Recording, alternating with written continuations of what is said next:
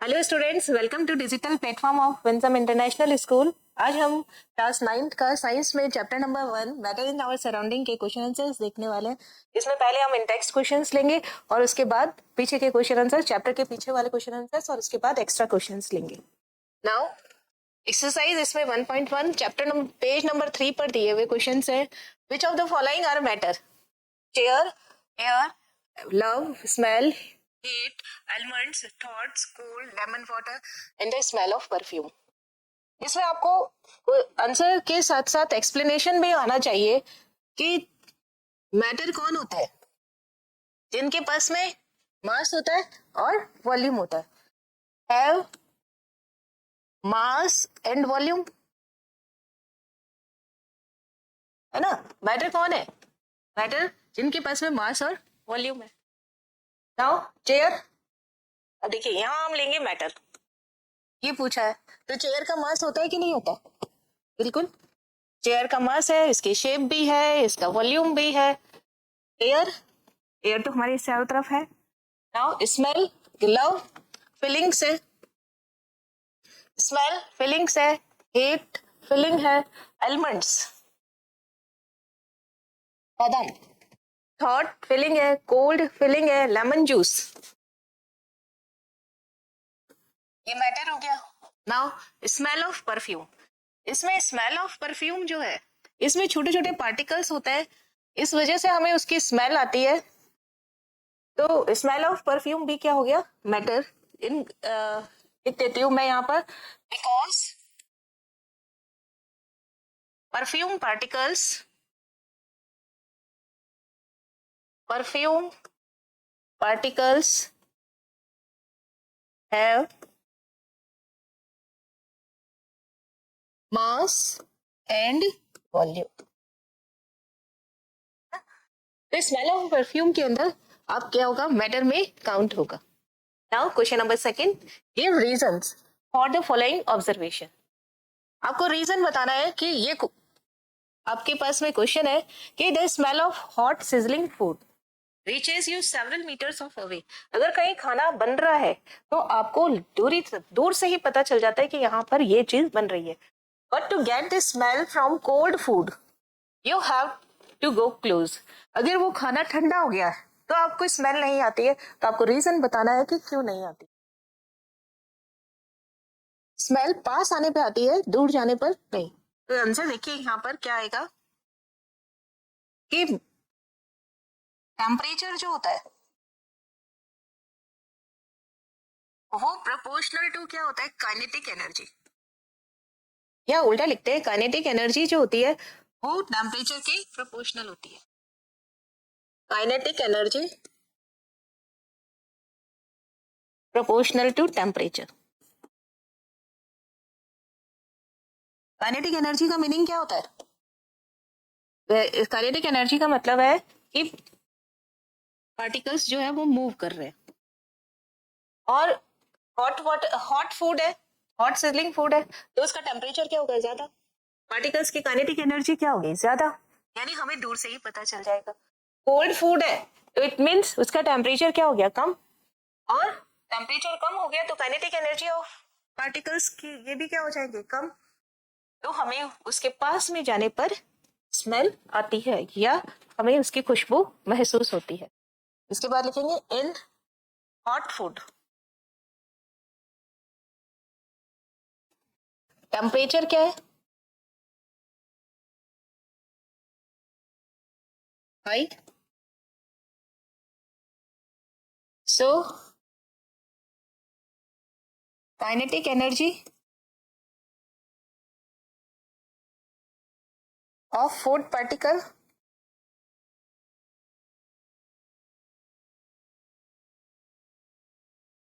is all high। ये दोनों proportional है ना।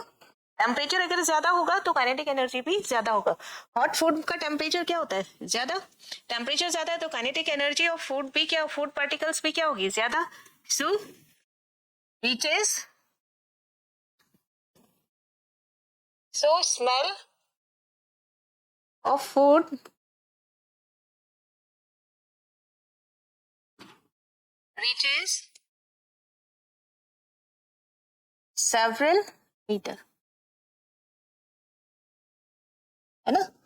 आगे देखिए, इन हॉट फूड तो हो गया, इन कोल्ड फूड, अगर खाना ठंडा हो गया तो टेम्परेचर क्या होगा,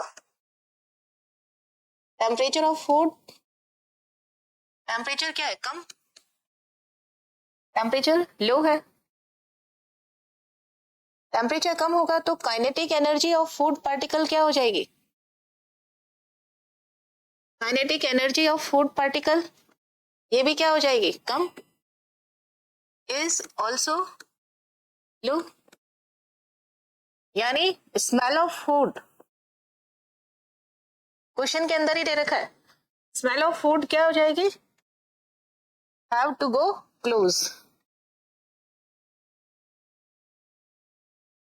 हैव टू गो क्लोज, है ना, दूर से नहीं आएगी, पास जाने पर आएगी।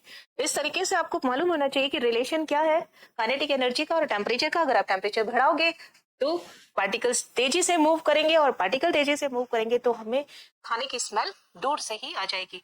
पहले हॉट फूड का बता देंगे और फिर कोल्ड फूड का। नाउ नेक्स्ट देखिए क्या है, a diver is able to cut through water in the swimming pool, which property of matter does this observation show. Diver क्या होते हैं, जो तैरते हैं, स्विमर्स जो होते हैं उनको डाइवर्स बोलते हैं। डाइवर्स जब स्विमिंग पूल के अंदर तैरते हैं तब वो पानी को ऐसे यूं करके दूर करके हटाते हैं और आसानी से तैर लेते हैं। तो पानी की कौन सी प्रॉपर्टी है या मैटर की कौन सी प्रॉपर्टी है जिसकी वजह से वो पानी जो है वो दूर हट जाता है। आप देखो, जब वाटर को हम ऐसे हटाते हैं तो इट मीन्स वो हट रहा है तो मीन्स उसके जो इंटरमॉलिक्यूलर फोर्स है उसको हम दूर करें, ऐसे ऐसे करके हम क्या कर रहे हैं, इंटरमॉलिक्यूलर फोर्स को दूर कर रहे हैं, यानी और दूर हो जा रहा है, इसका मतलब इंटरमॉलिक्यूलर फोर्स क्या है, वीक, और वीक होने से वो हट रहा है और व्यक्ति जो है वो आगे की तरफ तैर रहा है। तो इट मीन्स ये किस प्रॉपर्टी को बता रहा है, इंटरमॉलिक्यूलर फोर्स को। नाउ पढ़ते हैं इसे, the divers is able to easily cut through the water in a swimming pool because of the weak intermolecular force between the water molecules. It is the property of water that attribute to easily diving. Now, what are the characteristics of particles of matter? Matter के particles का क्या क्या characteristics होता है। Particles देखिए, matter जो होता है वो टाइनी पार्टिकल्स से मिलकर बना होता है। मैटर के पार्टिकल्स जो होते हैं वो कंटिन्यूअसली मूव करते हैं। मैटर के पार्टिकल्स के बीच में स्पेस होता है और मैटर जो होता है के पार्टिकल्स एक दूसरे को अट्रैक्ट करते हैं। ये चार प्रॉपर्टीज है कैरेक्टरिस्टिक ऑफ पार्टिकल की। The presence of intermolecular space between the particles. Solid में इंटरमॉलिक्यूलर स्पेस बहुत कम, लिक्विड में उससे ज्यादा और गैसेस में सबसे ज्यादा इंटरमॉलिक्यूलर स्पेस होता है। और जितना ज्यादा इंटरमॉलिक्यूलर स्पेस होगा इंटरमॉलिक्यूलर फोर्स उतना ही कम होगा। Particles continuously move, particles attract each other and all matter is composed of very small particles which can exist independently. These all are characteristics of matter. Now ये थे page number 3 के question answers. अब page number 6 पे जो exercise 1.3 दे रखी है इसके questions देखते हैं। The mass per unit volume of substance is called density. Density का फॉर्मूला दे रखा है, density is equal to mass upon volume. Arrange the following in the order of increasing density. Air exhausted from the chimney, exhaust from the chimney, honey, water, chalk, cotton in iron. अब देखिए, density का formula आपने देखा यहाँ पे given भी है और आपको मालूम भी होता है density is equal to mass upon volume. अब मैं मास अगर कांस्टेंट कर देती हूँ, जैसे 1 kg मास कर दिया, चाहे वो सॉलिड है, चाहे वो लिक्विड है, चाहे वो गैस है, तो वॉल्यूम किसका सबसे ज्यादा होगा, गैस का वॉल्यूम ज्यादा होगा और सॉलिड का वॉल्यूम सबसे कम होगा। वॉल्यूम अगर ज्यादा होगा तो डेंसिटी क्या होगी, कम। अब देखिए, इस फॉर्मूले से आपको क्या पता चल रहा है, डेंसिटी किसके प्रोपोर्शनल है, मास के, और डेंसिटी किसके इनवर्सली प्रोपोर्शनल है, डेंसिटी किसके इनवर्सली प्रोपोर्शनल है, वॉल्यूम के।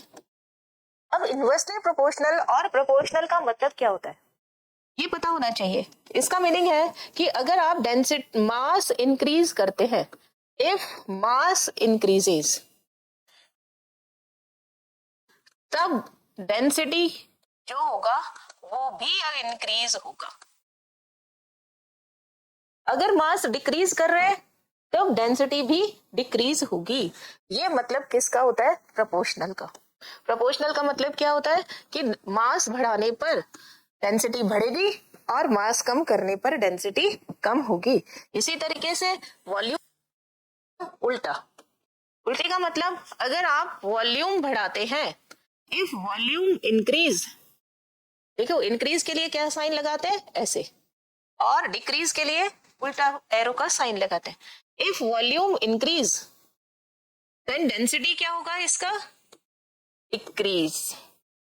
उल्टा, वॉल्यूम अगर इंक्रीज कर रहे हैं तो डेंसिटी डिक्रीज होगी। ये किसका साइन होता है? डिक्रीज का। और ये किसका साइन होता है? इंक्रीज का। यानी वॉल्यूम इंक्रीज करेंगे तो डेंसिटी डिक्रीज होगी। इसका रिवर्स भी बोलना है, वॉल्यूम डिक्रीज करेंगे तो डेंसिटी इंक्रीज होगी। अब आपको मालूम है कि वॉल्यूम का ऑर्डर क्या होगा? मास को कांस्टेंट कर देते हैं। इफ मास क्या है? कांस्टेंट, मतलब फिक्स कर दिया 1 kg 2 kg कुछ भी ले लो, चाहे वो सॉलिड है, चाहे वो लिक्विड है, चाहे वो गैस है। देन ऑर्डर ऑफ वॉल्यूम क्या होगा? और वॉल्यूम का ऑर्डर क्या होगा? गैस का सबसे ज्यादा, नाउ लिक्विड का उससे कम, और सॉलिड का सबसे कम होगा वॉल्यूम, क्योंकि इंटरमोलिकुलर फोर्स किस सबसे ज्यादा होता है? सॉलिड में सबसे ज्यादा होता है। तो देखिए ऑर्डर ऑफ डेंसिटी क्या हो जाएगा? डेंसिटी का ऑर्डर क्या हो जाएगा? इसका उल्टा।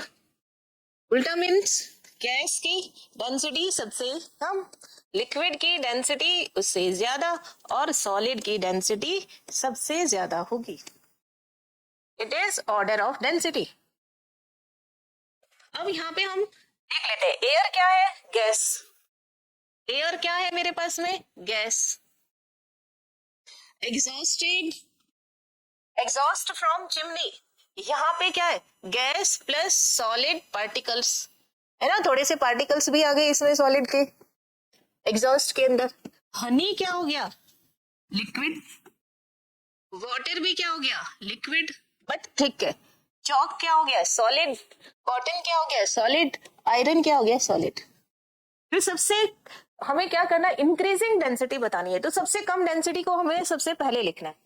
तो एयर, इसके अंदर क्या कोई भी सॉलिड पार्टिकल नहीं है, तो इसका वॉल्यूम बहुत ही ज्यादा होगा, तो एयर हो गया। एग्जॉस्ट फ्रॉम चिमनी, इसमें सॉलिड पार्टिकल, ये दोनों एयर के हो गए। अब हमें क्या लेना है? कॉटन। कॉटन के इंटरमॉलिक्यूलर पार्टिकल्स बहुत ज्यादा होते हैं, तो कॉटन का वॉल्यूम बहुत ही ज्यादा होगा, है ना? तो इसके अंदर क्या आ जाएगा? हालांकि कॉटन सॉलिड है लेकिन इंटरमॉलिक्यूलर स्पेस इसका सबसे ज्यादा है, इसलिए क्या आ जाएगा? कॉटन। देन कौन आएगा? वाटर की डेंसिटी। इसके बाद कौन आएगा? हनी, क्योंकि ये थिक है, इसके पार्टिकल्स के बीच में अट्रैक्शन फोर्स ज्यादा है। चॉक, पार्टिकल्स के बीच में अट्रैक्शन फोर्स हनी से ज्यादा है। और आयरन में आईएमएफ सबसे मैक्सिमम है। यानी जब आप इधर की तरफ जा रहे हैं, on moving air to, on moving air to iron, यहां से यहां की तरफ जा रहे हैं, आपके पास क्या मिलेगा? आपको इंटरमॉलिक्यूलर फोर्स। इंटरमॉलिक्यूलर फोर्स, जिसको आप शॉर्ट में क्या बोलते हैं? IMF, increases. इंक्रीजेस, और इंक्रीजेस के लिए क्या साइन लगाते हैं? ऐसे।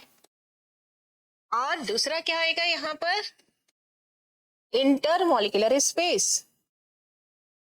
इंटरमॉलिक्यूलर स्पेस, आईएमएस, ये क्या होगा? डिक्रीजेस, कम होगा। और डिक्रीज के लिए क्या साइन आता है? Opposite arrow. ठीक है, तो जब आप इस तरीके से करेंगे तो आपको कोई प्रॉब्लम नहीं होगी। नेक्स्ट देखिए, answer the following, tabulate the differences in the characteristics of matter. Characteristics, और उसमें बताना है सॉलिड में, लिक्विड में और गैस में क्या डिफरेंस है। तो फर्स्ट कैरेक्टर इसमें शेप। शेप कैसी होती है? तीनों इसके सॉलिड की फिक्स होती है, लिक्विड की फिक्स नहीं होती और गैस की शेप भी फिक्स नहीं होती। सेकेंड है वॉल्यूम। लिक्विड और सॉलिड दोनों का वॉल्यूम फिक्स होता है लेकिन गैस का वॉल्यूम फिक्स नहीं होता। थर्ड, इंटरमॉलिक्यूलर फोर्स सॉलिड में मैक्सिमम होता है, गैस में मिनिमम होता है और लिक्विड में less than solid. Intermolecular space solid में सबसे कम होते हैं, लिक्विड में मोर देन सॉलिड होगा और गैस में मैक्सिमम होगा। रिजिडिटी और फ्लूइडिटी। रिजिडिटी मतलब कठोरता। इंटरमॉलिक्यूलर फोर्स जितना ज्यादा होगा वो उतना ही ज्यादा रिजिड होगा और इतनी ही उसकी फ्लूइडिटी कम होगी। जैसे वाटर जो होता है, सॉरी सॉलिड जो होता है वो रिजिड होता है लेकिन फ्लो नहीं करता, कांट फ्लो, यानी इसमें फ्लूइडिटी की प्रॉपर्टी नहीं होती। और जबकि वाटर जो होता है वो फ्लो करता है इसलिए रिजिड नहीं है। वो गैस है वो भी फ्लो करती है इसलिए रिजिड नहीं है। Now compressibility. कंप्रेसिबिलिटी का मतलब कंप्रेस करना।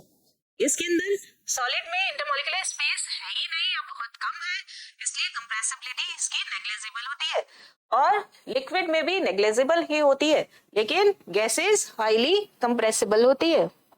Now comment upon the following properties. Rigidity क्या होती है डिफाइन करना है आपको। कंप्रेसिबिलिटी क्या होती है, फ्लूइडिटी क्या होती है, filling a gas container, shape, kinetic energy and density. Rigidity क्या होती है? It is the property of matter to continue remain in its shape when treated with an external force. कि रिजिड का मतलब होता है कठोर। जब आप किसी पर एक्सटर्नल फोर्स लगाएं और उसमें किसी भी तरीके का कोई चेंज ना हो, इट मीन्स वो रिजिड है। यही चीजें लिखी हुई है। It is the property of matter continue to remain its shape, जिसकी शेप नहीं बदलती है वो।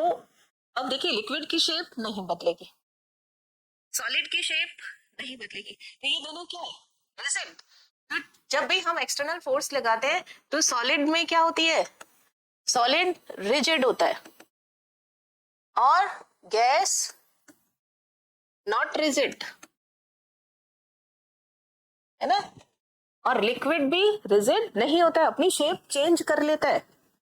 लिक्विड ये भी क्या हो गया? Not rigid.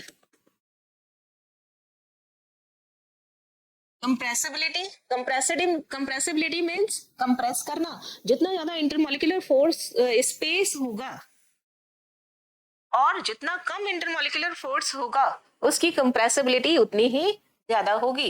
It is the attribute of the particles to contract their intermolecular space when external force is applied and density increases। यानी देखो अगर इंटरमॉलिक्यूलर स्पेस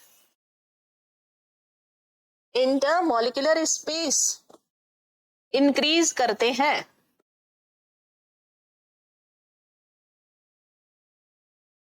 इंक्रीज, तो क्या होगा? अगर आपने ये इंक्रीज किया तो कंप्रेस इजिली, और अगर कोई कंप्रेस होगा तो उसकी डेंसिटी क्या होगी? इंक्रीज होगी। डेंसिटी इंक्रीजेस क्योंकि वॉल्यूम कम हो जाता है। कंप्रेस करेंगे ना तो वॉल्यूम कम हो जाएगा। कंप्रेस का मतलब होता है अब एक्सटर्नल फोर्स अप्लाइड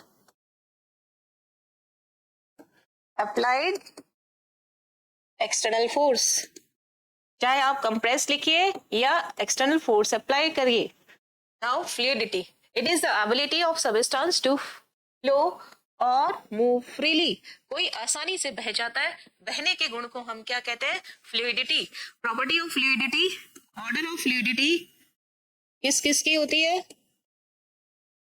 लिक्विड और गैस दोनों में प्रॉपर्टी होती है। ऑर्डर नहीं करते इसको, किसमें होती है? लिक्विड और गैस में। Now filling the gas container. किसी भी गैस को कंटेनर में फिल करने पर वो कंटेनर की क्या शेप में गेन कर लेता है क्योंकि इंटरमॉलिक्यूलर फोर्स कम है और स्पेस ज्यादा है और सभी डायरेक्शन में रैंडमली मूव करते हैं। The particles in container take their shape as they randomly vibrate in all possible direction. It means और क्या है? Intermolecular space is maximum in gas while intermolecular force is minimum. इस वजह से ये कंटेनर की शेप ले लेते हैं. नाउ नेक्स्ट क्या है shape? It is definite structure of object with fixed boundary. जैसे मैंने कहा कि ब्रिक की शेप बताइए, it is shape of brick. अगर आपसे मैं कहूँ चेयर की शेप बताइए तो चेयर की अपनी एक शेप होगी. अगर मैं आपको कहूँ कि टेबल की शेप बताइए तो टेबल की अपनी एक शेप होगी. टेबल कैसे दिखाई देगी? ये टेबल इस तरीके से दिखाई देगी, है ना. ये टेबल, चेयर अपनी शेप में दिखाई देगी यार, क्योंकि इनकी फिक्स बाउंड्री होती है. बुक आपको बुक की शेप में दिखाई देगी. Now kinetic energy. Energy related to motion of particle are known as kinetic energy. Is known as और नहीं, is known as kinetic energy. तो काइनेटिक एनर्जी का हमारे पास क्या फॉर्मूला आ गया? Kinetic energy is equal to half mv square. यहाँ पर m क्या होता है? Mass of particle. और v क्या होता है? Velocity of particle. अगर आप काइनेटिक एनर्जी को इंक्रीजिंग ऑर्डर में लिखना चाहें तो जिसके अंदर मॉलिक्यूलर फोर्स, इंटरमॉलिक्यूलर फोर्स ज्यादा है तो उनकी काइनेटिक एनर्जी भी कम होगी. और टेम्परेचर बढ़ाने पर काइनेटिक एनर्जी बढ़ जाती है. तो यहाँ पर increasing order of kinetic energy क्या रहेगी? सॉलिड्स की सबसे कम, क्योंकि इसका IMF क्या होता है? इंटरमॉलिक्यूलर फोर्स मैक्सिमम है, और IMS जो होता है वो मिनिमम है सॉलिड्स में. जबकि गैसेस के अंदर इंटरमॉलिक्यूलर फोर्स जो होता है वो मिनिमम होता है, और IMS इंटरमॉलिक्यूलर स्पेस मैक्सिमम है. इसलिए इनकी काइनेटिक एनर्जी क्या होगी? मैक्सिमम होगी, और इसकी काइनेटिक एनर्जी सॉलिड्स की मिनिमम होगी. काइनेटिक एनर्जी जो होती है वो प्रोपोर्शनल टू टेम्परेचर. अगर आप टेम्परेचर बढ़ाते हैं तो काइनेटिक एनर्जी बढ़ जाएगी. अगर आप टेम्परेचर कम करते हैं तो काइनेटिक एनर्जी कम हो जाएगी. Now density, it is the mass of unit volume of substance. E is equal to क्या होता है? m upon v. D density है, m मास ऑफ सबस्टेंस है, यहाँ पर v वॉल्यूम ऑफ सबस्टेंस है. देखिए यहाँ पर v वेलोसिटी है, यहाँ पर v वॉल्यूम है, और सब जगह अलग अलग मीनिंग है इसका. और d क्या है? डेंसिटी. IMS जिसका कम होता है और इंटरमॉलिक्यूलर फोर्स जिसका मैक्सिमम होता है उसका वॉल्यूम मिनिमम हो जाएगा और डेंसिटी मैक्सिमम हो जाएगी. तो सॉलिड की डेंसिटी सबसे ज्यादा, लिक्विड की उससे कम, और गैस की सबसे कम होती है. देखिए क्या कह रहा है? डेंसिटी किसके प्रोपोर्शनल होता है? मास के. डेंसिटी किसके इनवर्सली प्रोपोर्शनल होता है? वॉल्यूम के. अगर इंटरमॉलिक्यूलर स्पेस कम है, IMS आपके पास कम है, और IMF ज्यादा है, इंटरमॉलिक्यूलर फोर्स आपके पास ज्यादा है, तो वॉल्यूम क्या हो जाएगा इसका? लेस, और डेंसिटी क्या हो जाएगी? मैक्सिमम. ये किस में होता है? In solids. और गैस में इसका उल्टा होता है. सॉलिड के अंदर स्पेस कम, फोर्स ज्यादा, वॉल्यूम कम, डेंसिटी ज्यादा होती है. और गैस में फोर्स, स्पेस ज्यादा, फोर्स कम, वॉल्यूम ज्यादा, डेंसिटी कम होती है. इसलिए ऑर्डर ऑफ डेंसिटी क्या रह जाएगा? सॉलिड की ज्यादा होगी, लिक्विड की कम होगी, और गैस की सबसे कम होगी. तो अब हम नेक्स्ट क्वेश्चन लेते हैं. Give reason. क्या रीजन देना हमें? किसके लिए? A gas fills completely vessel in which it is kept. कि कोई भी गैस है उसको हम किसी भी सिलेंडर में डालें वो पूरे सिलेंडर में फैल जाती है, क्यों? ये आपको मालूम है कि गैसेस के बीच में, पार्टिकल्स के बीच में सबसे कम फोर्स ऑफ अट्रैक्शन होता है. फोर्स ऑफ अट्रैक्शन कम होता है, इसलिए ये किसी भी वेसल में डाली जाए वो कंप्लीट उसमें ऑक्यूपाई हो जाती है. ये इसका आंसर होगा. There is a low force of attraction between gas particles. The particles in the filled vessel are free to move, so it is completely filled. It fills completely the vessel in which it is kept. Now second question क्या है इसमें? A gas exert pressure on the wall of the container. क्या कह रहा है? जैसे हमने इस सिलेंडर के अंदर अगर गैस के मॉलिक्यूल्स फिल कर दे, ये सिलेंडर है और इसमें मैंने कोई गैस फिल कर दी, कोई भी गैस फिल किया, तो ये गैस के जो पार्टिकल्स होते हैं उनमें इंटरमॉलिक्यूलर फोर्स जो होता है वो बहुत ही कम है. सॉरी, इंटरमॉलिक्यूलर फोर्स जो होता है हाँ सही है, इंटरमोलिकुलर फोर्स बहुत कम है, स्पेस इनके बीच का बहुत ज्यादा है, इसलिए ये क्या करते हैं, मूव करते रहते हैं, रैंडमली मूव करेंगे। जैसे जैसे ये पार्टिकल इधर भी मूव कर सकता है और इधर भी मूव कर सकते हैं, रैंडमली ये लोग, ये पार्टिकल्स जो है वो मूव करते रहते हैं। और जैसे ही ये मूव करेंगे, ये मूव क्यों कर रहे हैं, क्योंकि इनके बीच में फोर्स ऑफ अट्रैक्शन जो है वो कम है, इसलिए इस वेसल की, कंटेनर की वॉल से स्ट्राइक करते हैं और प्रेशर डेवलप करते हैं। इनके अंदर गैस में क्या होता है, इंटरमोलिकुलर फोर्स जो होता है वो कम होता है। मॉलिक्यूलर फोर्स जो होगा, जिसको शॉर्ट में बोलते हैं हम IMF, ये तो क्या होता है, लो। और इंटरमोलिकुलर स्पेस जो होता है वो बहुत ज्यादा है, खाली जगह देखिए ये स्पेस है ना, ये IMS है, ये बहुत ज्यादा है और फोर्स बहुत ही कम है, ये होता है IMS, ये क्या होता है, ज्यादा। और फोर्स क्या है, कम, इसलिए वो स्ट्राइक करते हैं वॉल से कंटेनर की और रैंडमली मूव कर सकते हैं और प्रेशर एक्सर्ट करते हैं। Gases particle have weakest attraction force, move randomly and collide with the container's wall, so it exerts pressure on the wall. Now, next question. A wooden table should be called a solid. ऐसे कई question आएंगे जिसमें ऐसे पूछा जाएगा, बताइए water liquid क्यों है, या कोई भी चीज देकर के पूछ लेंगे ये सॉलिड क्यों है। तो हमें इसमें सॉलिड और लिक्विड या गैस जिसका भी पूछा जाए उसकी प्रॉपर्टीज ही देनी होती है। आपसे क्या पूछा, wooden table, wooden table solid है, वाई, तो इट मीन्स इसमें सॉलिड की प्रॉपर्टी देनी है। सॉलिड के अंदर क्या होता है, mass fix, volume fix, shape fix, compress नहीं हो सकता, रैंडमली मूव नहीं कर सकते, इंटरमोलिकुलर फोर्स ज्यादा होता है, इनके पार्टिकल्स के बीच में स्पेस बहुत कम होता है, काइनेटिक एनर्जी इनकी बहुत ही कम होती है। तो यही सब चीजें यहाँ पे बतानी है। A wooden table has fixed mass, volume and shape. They are tightly packed. Tightly packed का मतलब क्या है, इंटरमोलिकुलर फोर्स जो है वो हाई है और इंटरमोलिकुलर स्पेस इसके अंदर बहुत ही कम है, so it is a solid. We can easily, next question देखिए, we can easily move our hand in air. Air में हम आसानी से ऐसे हाथ हिला सकते हैं, but to do the same through a solid block of wood, we need a karate expert. अगर मुझे वुडन ब्लॉक को के अंदर हाथ ऐसे कराटे इसे तोड़ना पड़े तो मुझे कराटे एक्सपर्ट्स की जरूरत पड़ेगी। क्यों, ये वही चीज है जैसे ऊपर पूछा गया, एयर है तो हमें यहाँ पर एयर के अंदर क्या होगा, दो ही चीजें बतानी है, एक होगा IMF और एक होता है IMS।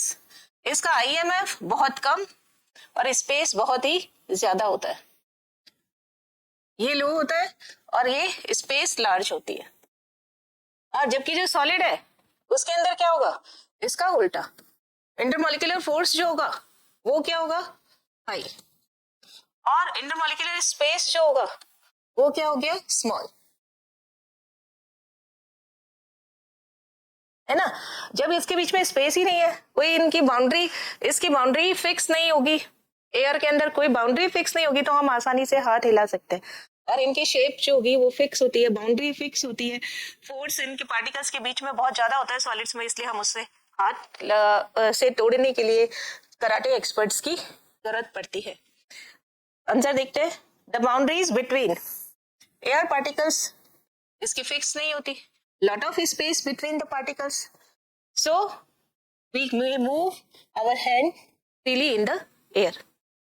अब हम बात करें सॉलिड ब्लॉक की, चाहे वुडन ब्लॉक हो, चाहे ब्रिक का ब्लॉक हो, कोई भी ब्लॉक हो या आइस का ब्लॉक हो, उनकी बाउंड्री फिक्स होती है, उनके बीच में स्ट्रॉन्ग फोर्स ऑफ अट्रैक्शन होता है, इसलिए इसके बीच में स्पेस मॉलिक्यूल्स के बीच में क्या होता है, बहुत ही कम होता है, देयर इज नो स्पेस और little space, very little space between them, so we require a karate expert. Okay, now next question देखते हैं, liquids generally have a lower density than solid. liquid की density solid से कम होती है, but you must have observed that ice floats on water, find out why. बहुत ही अच्छा question है, इसे कई बार पूछा जाता है, हायर क्लासेस में भी आता है। देखिए जब हम सॉलिड की बात करते हैं, कोई भी सॉलिड हो और यहाँ पे मैं लिक्विड की बात कर रही हूँ, जब आप सॉलिड से लिक्विड में बनाते हैं तो आप क्या करते हैं, इसको हीट देते हैं। यहाँ पर हीट की जगह लिखा आ सकता है कि डेल्टा, ऐसे साइन बनाया हुआ आ सकता है, यू डेल्टा का साइन बना आ सकता है, एक ही बात है। यहाँ पर सॉलिड में देखिए क्या होगा, इसमें इंटरमॉलिक्यूलर फोर्स क्या होता है, ज्यादा, और स्पेस क्या होता है, इंटरमॉलिक्यूलर स्पेस क्या होता है, स्मॉल, है ना, बहुत ही कम होता है। इंटरमॉलिक्यूलर ये क्या हो गया, स्मॉल, इसलिए इसका वॉल्यूम क्या हो गया, वॉल्यूम कम हो गया, है ना, वॉल्यूम भी इसका लो हो गया। और डेंसिटी क्या होती है, is proportional to, density is equal to m upon v। Density का क्या फॉर्मूला होता है, density is equal to m upon v, mass upon volume, यानी इसकी डेंसिटी क्या होगी, हाई होगी। ये हम नॉर्मल सॉलिड्स के लिए बात कर रहे हैं और लिक्विड के लिए बात कर रहे हैं, अदर देन वाटर। हम आइस और वाटर की यहाँ बात नहीं कर रहे। यहाँ पे क्या हो गया, इसका IMF जो होता है, इंटरमॉलिक्यूलर फोर्स जो है किस में, लिक्विड में, कंपैरेटिवली क्या हो गया, लो। हम सॉलिड और लिक्विड का कंपेयर कर रहे हैं यहाँ, और IMS इसका कंपैरेटिवली क्या हो गया, लार्ज।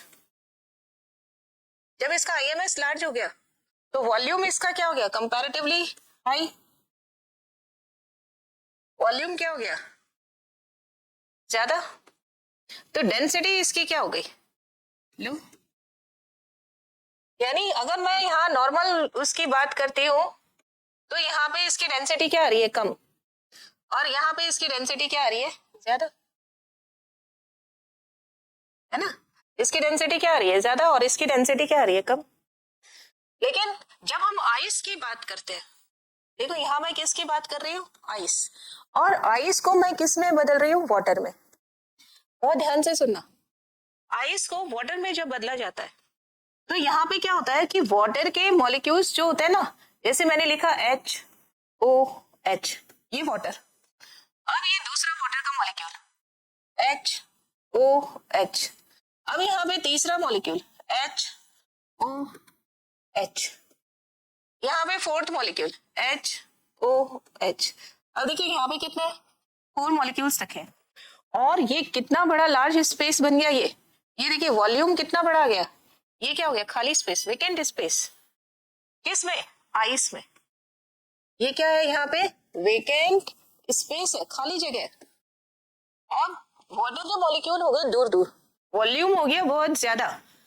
यहाँ पे वॉल्यूम क्या हो गया, हाई या लार्ज, है ना, ज्यादा हो गया, इसलिए इसकी डेंसिटी क्या हो जाती है, कम। वेकेंट स्पेस है ना इसके पास, वेकेंट स्पेस होने की वजह से इसका वॉल्यूम क्या हो गया, ज्यादा, और डेंसिटी क्या हो गई, कम। और जिसकी डेंसिटी कम होती है वो फ्लोट करता है, वाटर की सरफेस पर क्या करेगा, फ्लोट। जब हम वाटर की बात करते हैं, देखो वाटर में क्या होगा, HOH, ऐसे रहेगा, है ना, HOH, नेक्स्ट HOH। अब इसके बीच में वॉल्यूम जो है वो क्या हो गया, कम, कोई वेकेंट स्पेस नहीं है।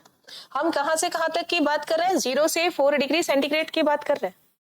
अब यहाँ वॉल्यूम क्या हो गया, रिलेटिवली कंपेयर कर रहे हैं हम, कंपैरेटिवली क्या हो गया, कम, इसलिए डेंसिटी क्या हो गई इसकी, हाई। अब देखिए नॉर्मल जब हम बात कर रहे थे तब इसकी डेंसिटी क्या हो रही थी, वाटर की कम, या वाटर की नहीं, लिक्विड की कम। जब हम वाटर की बात कर रहे थे तो ये क्या हो गया, उल्टा। इसी वजह से आइस जो होती है वाटर की सरफेस पर फ्लोट करती है, क्योंकि उसकी डेंसिटी कम होती है। ये कंपैरिजन है कि नॉर्मल सॉलिड का लिक्विड से क्या रिलेशन होता है और आइस और वाटर का क्या रिलेशन होता है। ये कहाँ तक चलता है, 0 डिग्री सेंटीग्रेड से 4 डिग्री सेंटीग्रेड तक। अगर आप अबाउ 4 डिग्री पूछेंगे तो यही रिलेशन होगा, है ना, अबाउ 4 डिग्री अगेन वाटर का क्या हो जाएगा, लो, और देन आइस का क्या हो जाएगा, हाई। ना देखिए इन जनरल, सबसे पहले जनरल की बात कही गई है, volume of liquid is, volume देखिए क्या, high, comparatively solid, then the volume of solid, because liquid particles are free to move, resulting in more volume. But in ice has maximum density of water at 4 degree centigrade. ये बहुत ही important है कि maximum density जो होती है वो कहाँ रहती है। इसकी मैक्सिमम डेंसिटी देखिए वाटर की कितनी होती है, 4 डिग्री सेंटीग्रेड पर। बहुत इंपॉर्टेंट कंसेप्ट है ये कि वाटर की मैक्सिमम डेंसिटी 4 डिग्री सेल्सियस या 4 डिग्री सेंटीग्रेड पर रहती है। और ice is lighter than water and has lower density, so it floats on water. जिसकी डेंसिटी कम होती है वो वाटर पर फ्लोट करेगा, है ना, वो लिक्विड की सरफेस पर फ्लोट करेगा। नाउ नेक्स्ट क्वेश्चन देखते हैं। एक्सरसाइज 1.4 पेज नंबर 9, इसके क्वेश्चन देखते हैं। Convert the following temperature to Celsius scale.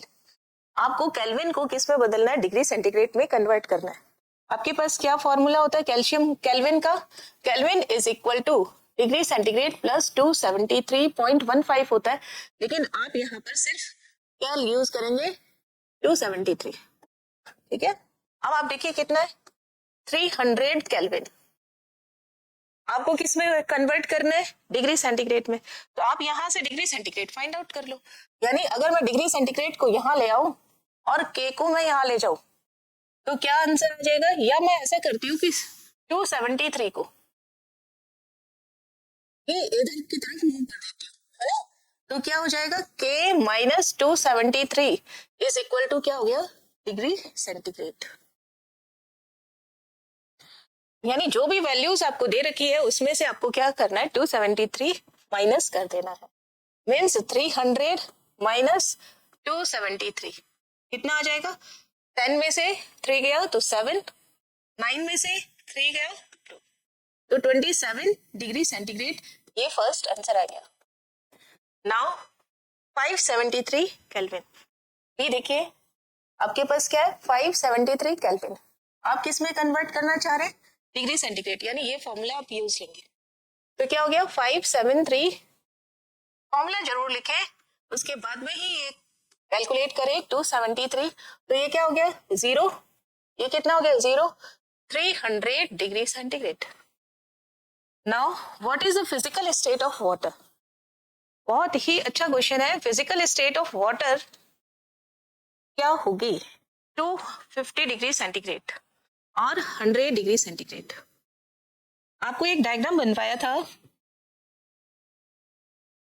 यहां पे लिखा था टेम्परेचर और यहां पे लिखा था हीट एडेड,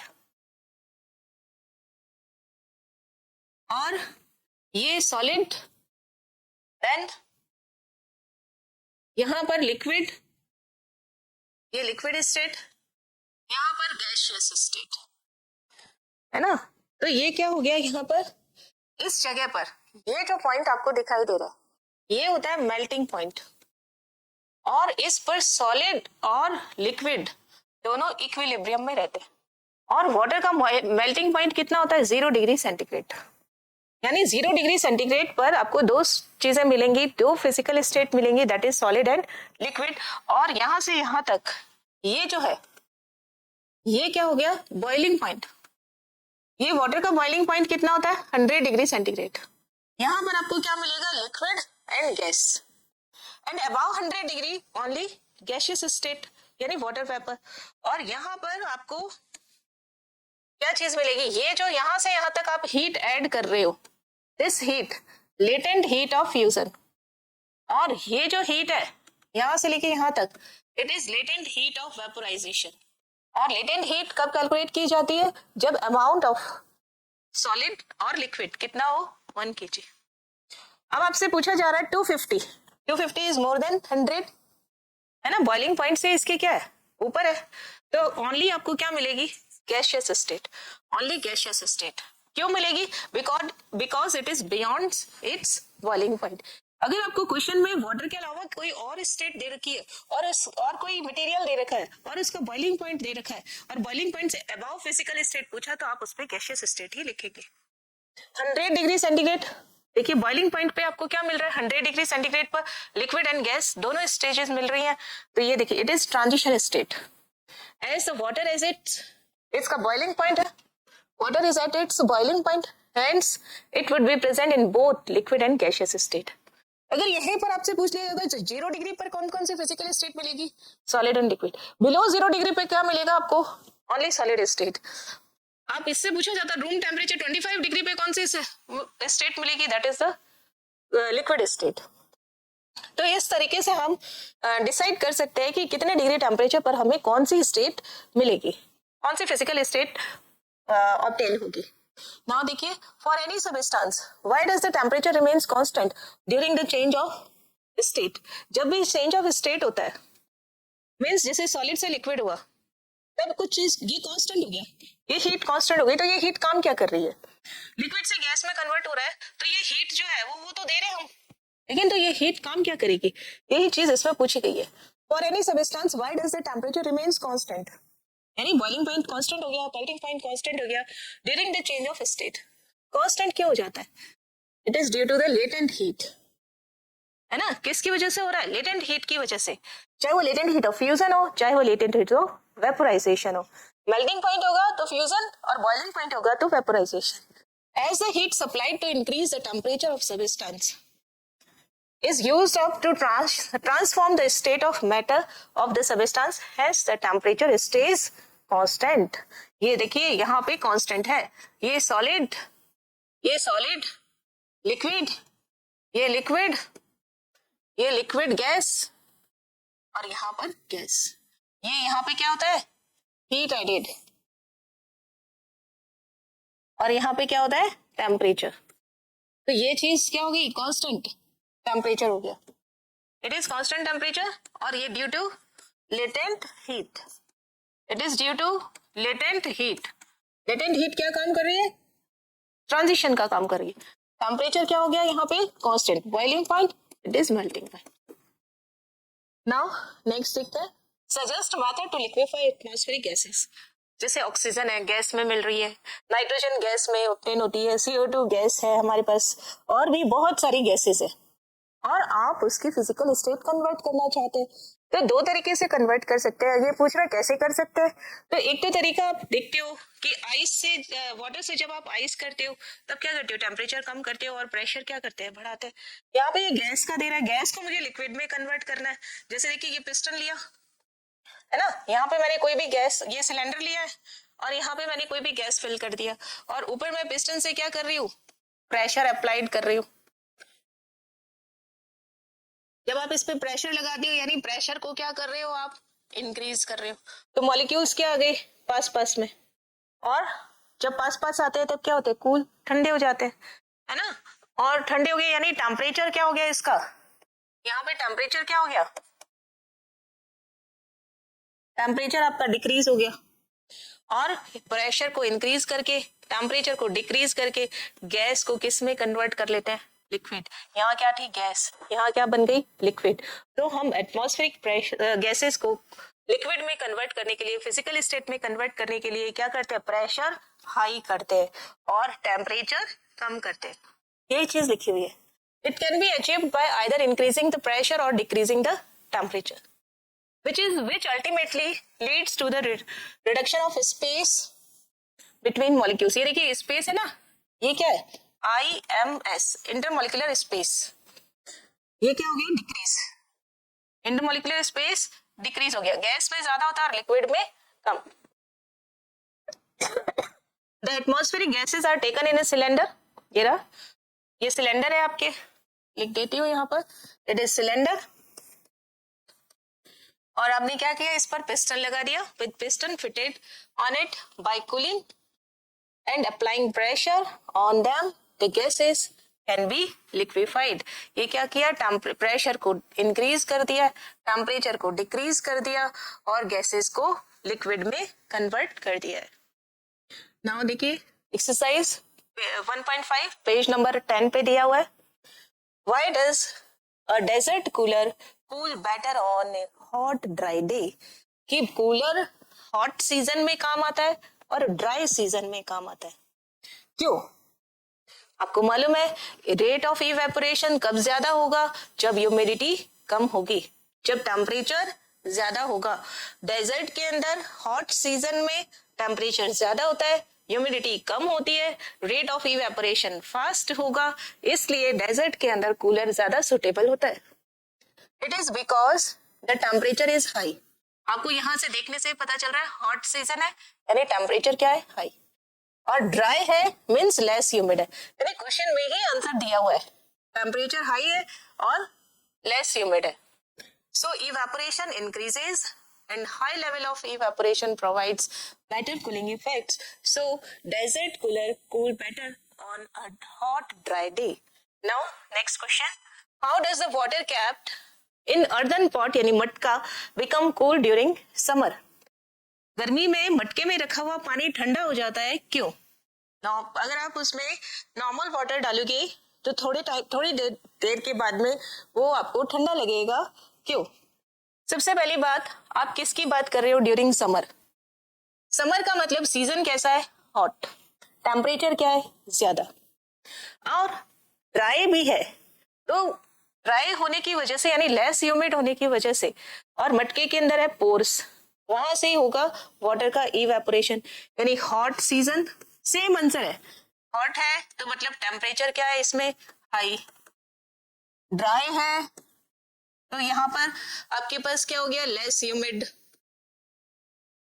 नेक्स्ट, मटके के अंदर छोटे छोटे पोर्स है जिससे क्या होता है, इवेपोरेशन होगा और वो कूलिंग इफेक्ट देगा, यानी वाटर जो होगा वो ठंडा हो जाएगा। और then pores in nature, tiny pores facilitate the penetration of water, hence their evaporation from the pot surface. Or process of evaporation requires energy which is contributed by water in the pot, result of which water turns cooler. Now next question, why does our palm feel cold when we put on some acetone or petrol or perfume on it? देखिए, acetone nail polish remover को बोलते हैं। Nail polish remover में कौन सा chemical होता है, acetone. और जब वो आप अपने हथेली पर लेते हो या नेल पेंट को साफ करने के लिए आप यूज करते हैं नेल पॉलिश रिमूवर, तो आपको ठंडा फील होता है।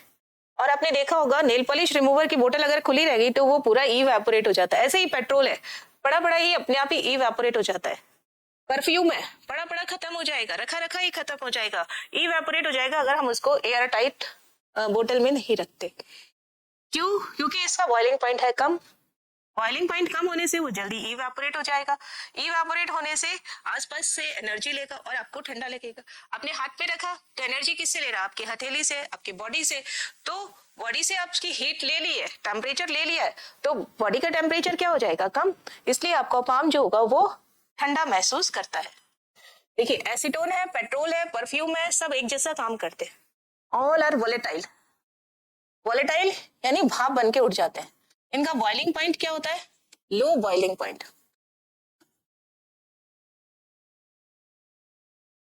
Then evaporate when they come in contact with air. Evaporation uses energy, है ना। इवेपोरेशन के लिए आपको एनर्जी चाहिए, क्यों? क्योंकि लिक्विड से गैस बनेगा तो आपको हीट की जरूरत पड़ेगी ही पड़ेगी। तो इवेपोरेशन यूजेस एनर्जी, कहां से लेगा, पाम से, hence leaving a cooling effect on your palm. Now next question, why are we able to sip hot tea or milk faster from a saucer rather than a cup? देखिए, saucer में डालने पर क्या होता है, एक है सॉसर, एक है कप। कप क्या हो गया, ये छोटा है ना।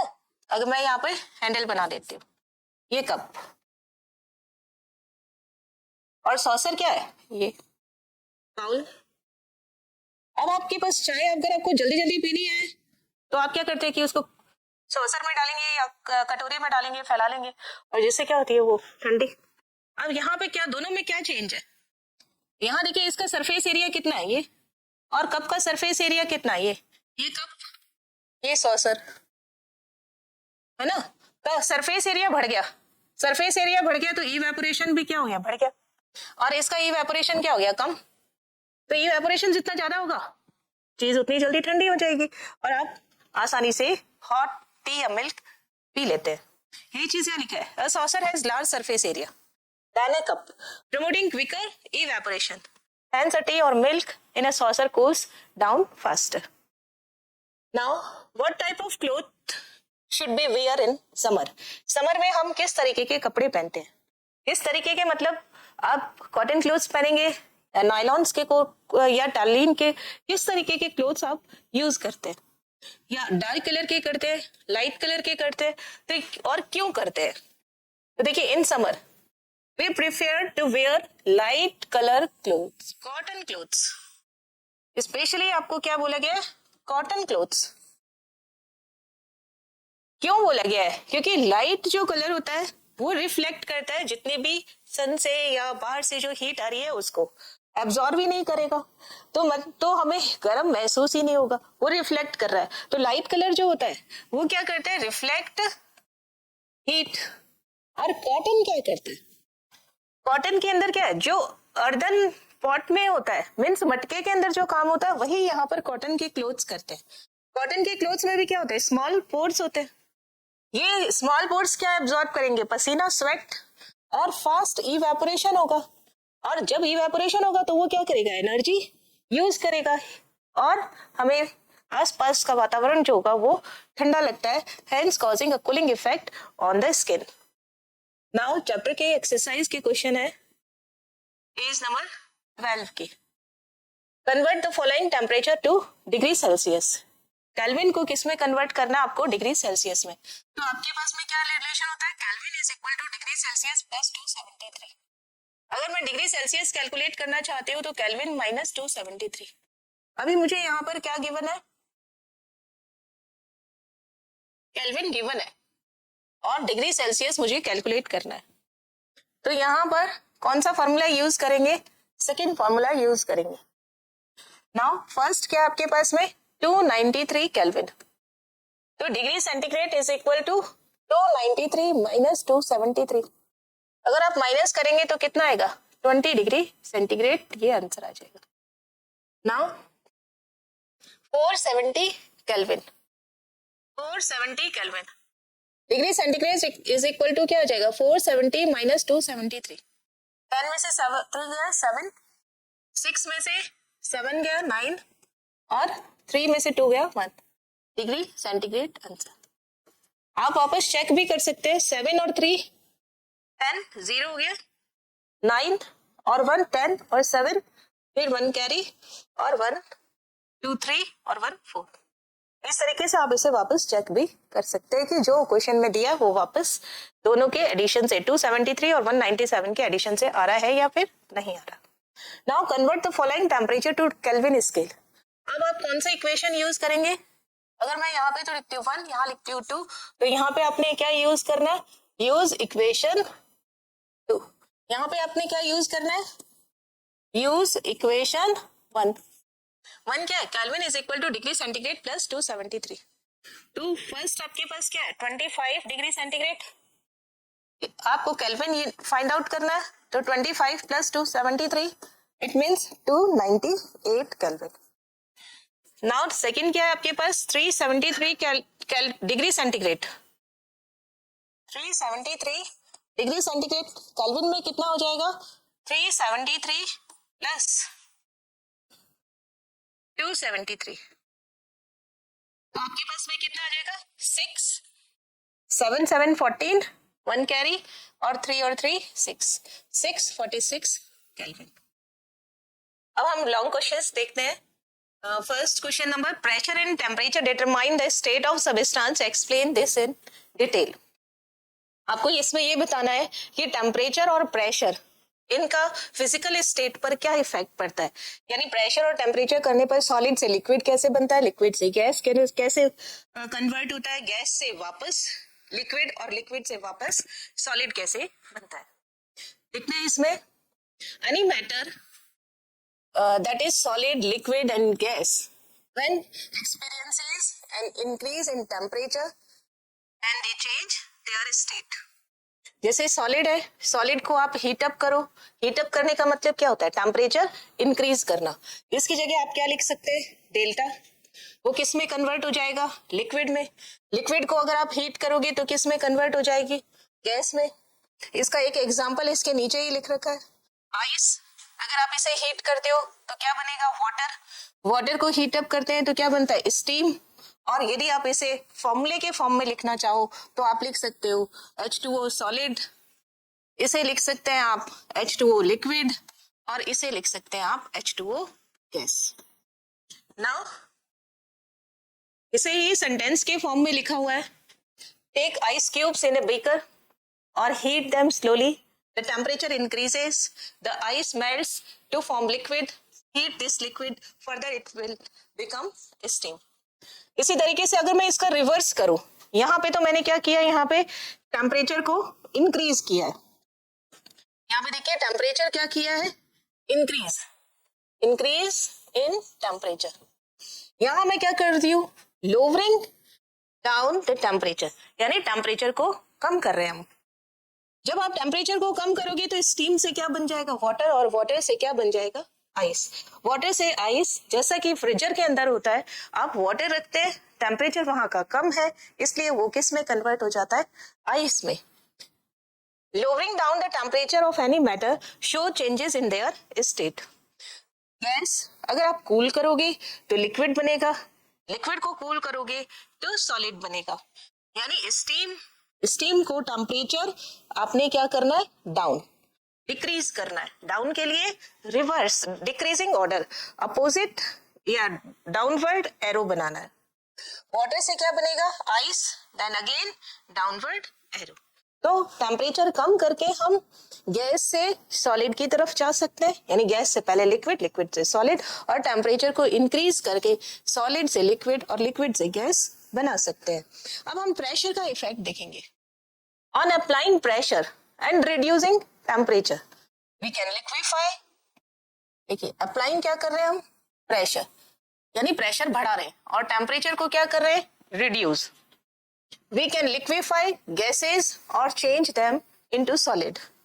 For example, carbon dioxide. यहाँ पे कार्बन डाइऑक्साइड का एग्जाम्पल आपको लेना बहुत अच्छा एग्जाम्पल है ये।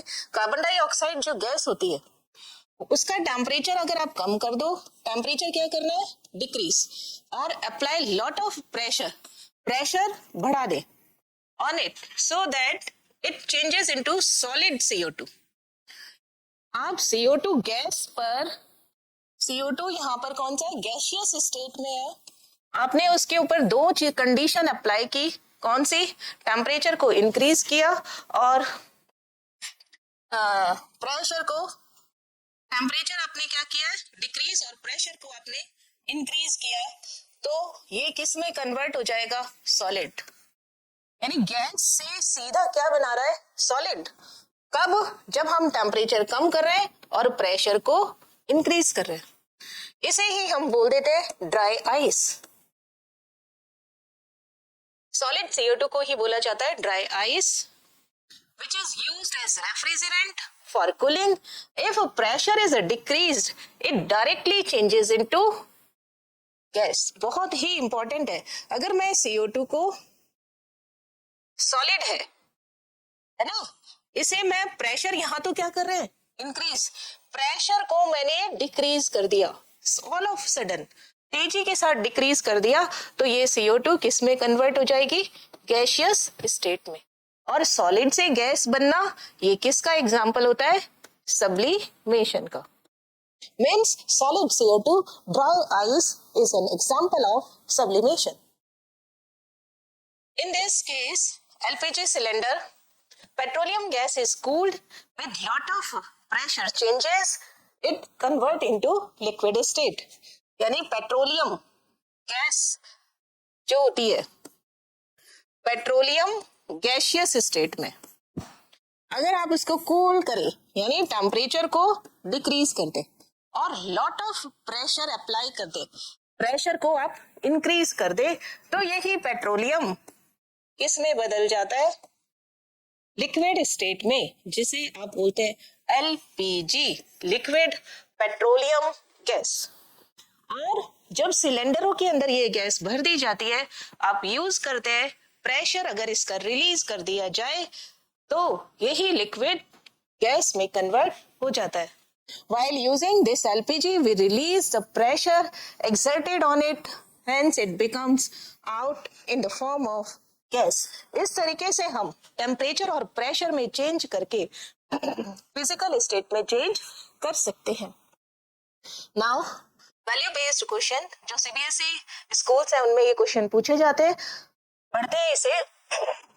Question number 1, Adil parked his bicycle on a sunny day in a parking stand of his school campus. When the school got over, Adil saw his burst cycle tire. Tire. Thereafter, he kept less air in his cycle tire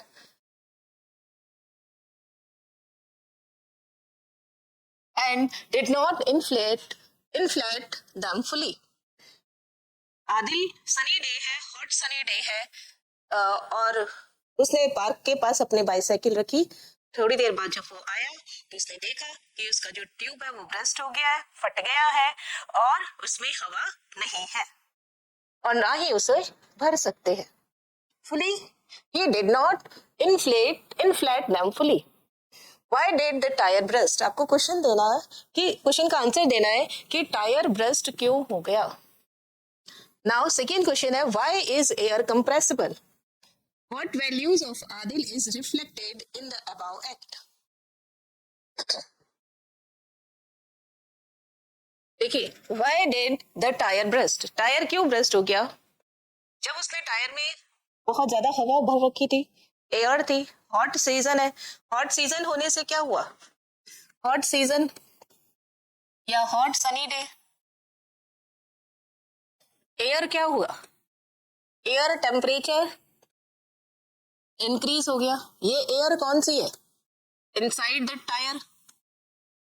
और आपको मालूम है कि जब भी air का temperature increase होगा, kinetic energy of air particle ये बढ़ जाएगी, इंक्रीज हो जाएगी। और काइनेटिक एनर्जी क्या होती है? वो एनर्जी जिससे मूवमेंट होता है। मूवमेंट होने से, एयर पार्टिकल के मूवमेंट के होने से वो पार्टिकल्स किस पे स्ट्राइक करेंगे? टायर या ट्यूब पे। ये एक्सर्ट करेंगे प्रेशर ऑन टायर, और टायर में तो उसने पहले से ही फुल हवा भर रखी है, जिससे कि टायर क्या हो जाएगा? ब्रस्ट।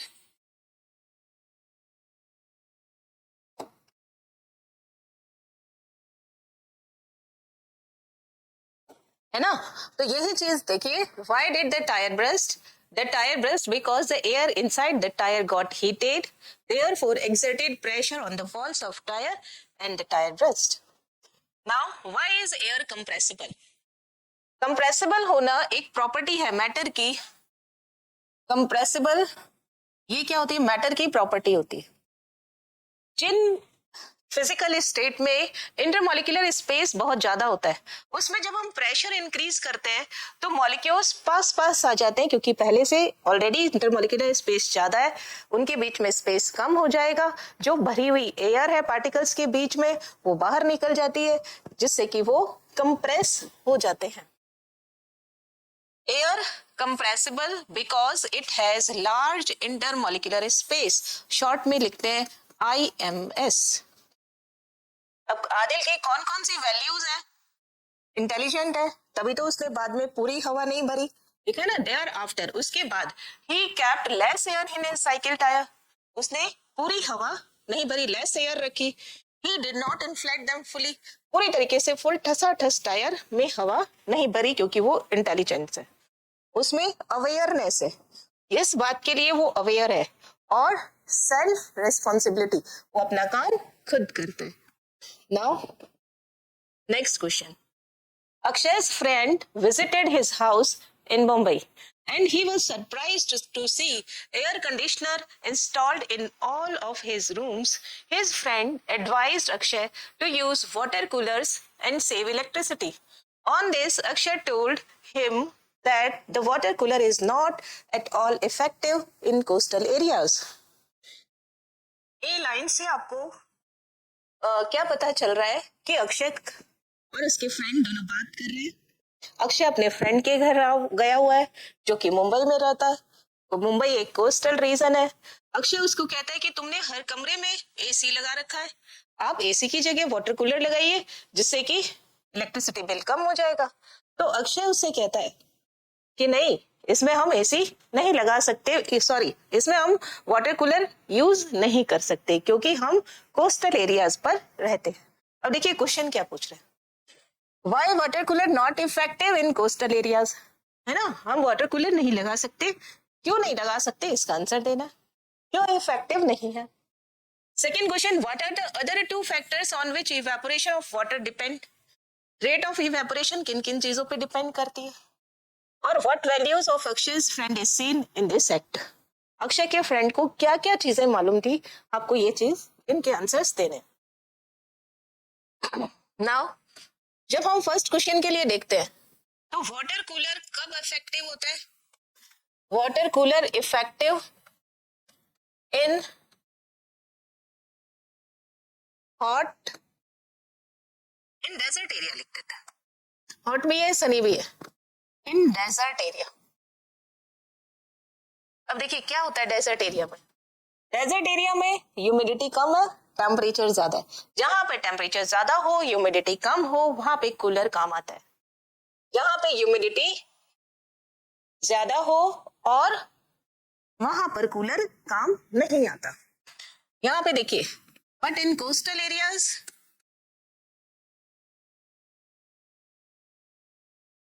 यहां पे क्या होगा, ह्यूमिडिटी ज्यादा है और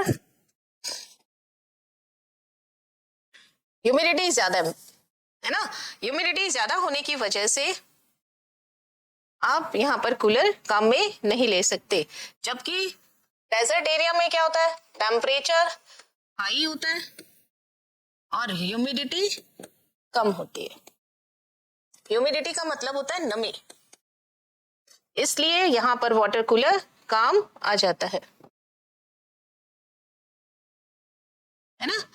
इसे पढ़ते, water cooler are not effective in coastal areas due to high rate of humidity, humidity क्या होती है, water vapour holding capacity of air, humidity क्या है, water vapour holding capacity of air,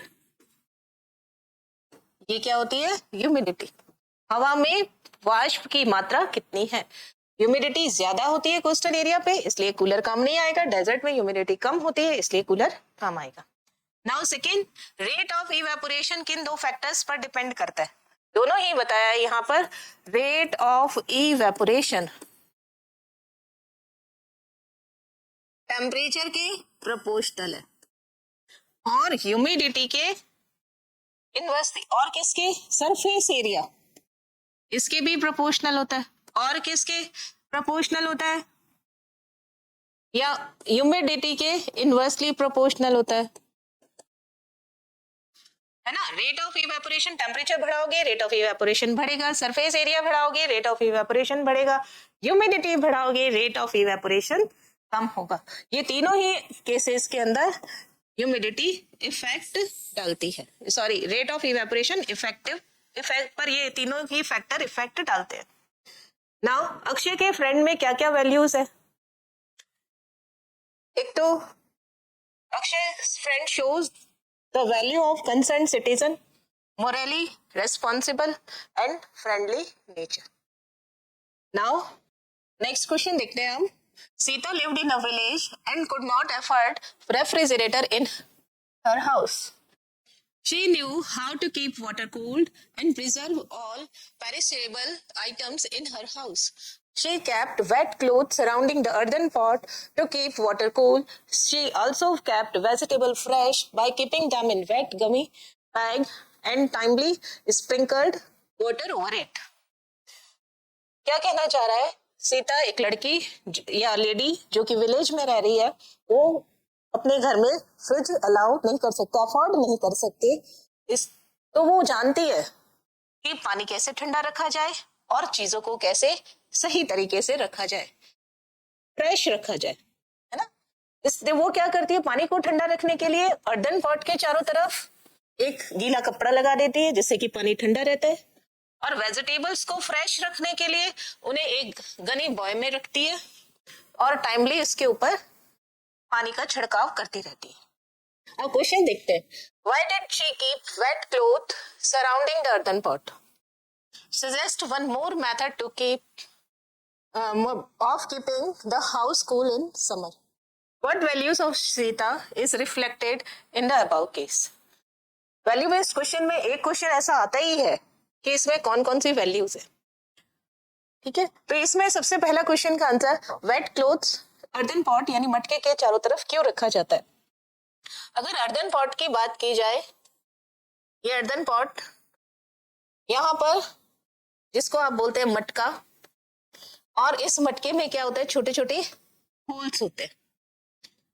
यहाँ पर मटके के अंदर इसके सैंड के पार्टिकल्स है, और इन सैंड के पार्टिकल्स में इसमें छोटे छोटे होल्स है जिससे कि पानी बाहर गिरता नहीं है। इस पूरे मटके पर छोटे छोटे होल्स हैं जो आपको माइक्रोस्कोपिक होते हैं, आपको दिखाई नहीं देते। और इसमें भर दिया है पानी, ये पूरा पानी से फिल है, वाटर फिल्ड। और इस पानी को हम ठंडा करना चाहते हैं। तो सीता ने क्या किया, इसके चारों तरफ एक कपड़ा लगा दिया, ठीक है, एक क्लोथ लगा दिया, वेट क्लोथ। और उस वेट क्लोथ की यहाँ पर इसके चारों तरफ एक वेट क्लोथ लगा दिया है, गीला कपड़ा। और वो गीला कपड़ा क्या काम करता है, इस पानी को ठंडा रखने का काम करेगा। तो क्यों, कैसे काम करता है ये गीला कपड़ा, ये वेट क्लोथ कैसे वर्क कर रहा है, ये क्या वेट क्लोथ।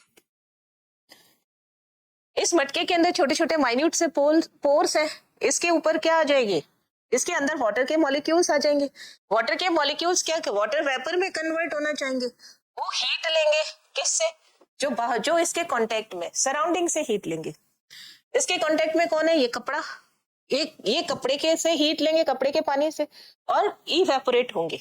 इवेपोरेट होने की वजह से वो हीट एब्जॉर्ब कर रहे हैं, उस हीट को क्या बोलते हैं, latent heat of vaporisation. Heat absorb करने के कारण टेम्परेचर स्लो डाउन हो जाता है और अंदर का रखा पानी ठंडा हो जाता है। Now, wet cloth gave the cooling effect to the pot as water in the cloth evaporated and evaporation causes cooling effect.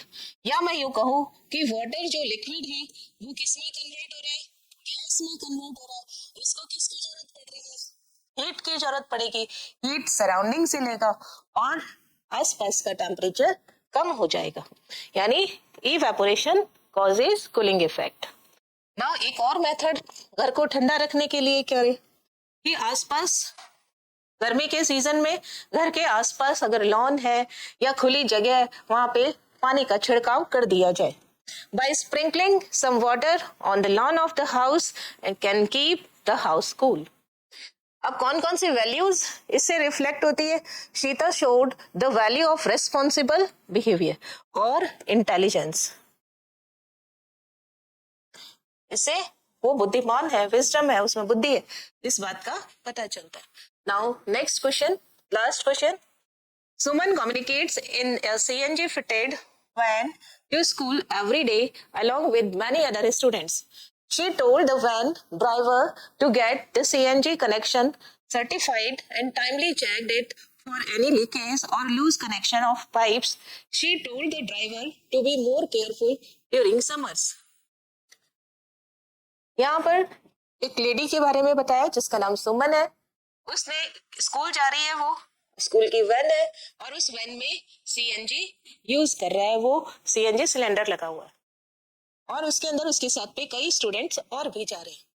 तो सुमन उसे सजेस्ट करती है कि आप सीएनजी कनेक्शन को सर्टिफाइड करा लीजिए और टाइम टू टाइम इसको चेकिंग भी कराइए कि कहीं लूज तो नहीं हो गया, कहीं लीकेज तो नहीं हो रहा है पाइप। और इससे समर के समय इसमें बहुत ज्यादा सावधानी बरतने की जरूरत है।